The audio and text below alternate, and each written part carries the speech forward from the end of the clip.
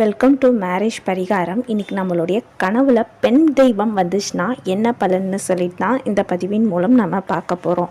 பொதுவாக பெண் தெய்வம் கனவுல வருவது ஒரு மங்களகரமான ஒரு நல்ல சகுனம்னு கூட சொல்லலாம். ஏன்னா உங்களுடைய வாழ்க்கையில் வரவிருக்கும் நன்மைகள், மன அமைதி, இதெல்லாம் முன்னேற்றம், இதெல்லாம் வரதுன்னு சொல்லிட்டு தான் முன்கூட்டியே இந்த கனவு மூலம் உங்ககிட்ட சொல்லுது. அதே மாதிரி பெண் தெய்வம் உங்களுடைய கனவுல வரது எதுக்குன்னா, உங்களுடைய எதிரிகள் இருந்தாங்கன்னா அவங்கெல்லாம் வீக் ஆறாங்க, பலம் அடைகிறாங்க, பலம் வீனம் அடைகிறாங்கன்னு சொல்லிட்டு தான் இந்த கனவு உங்ககிட்ட சொல்லுது.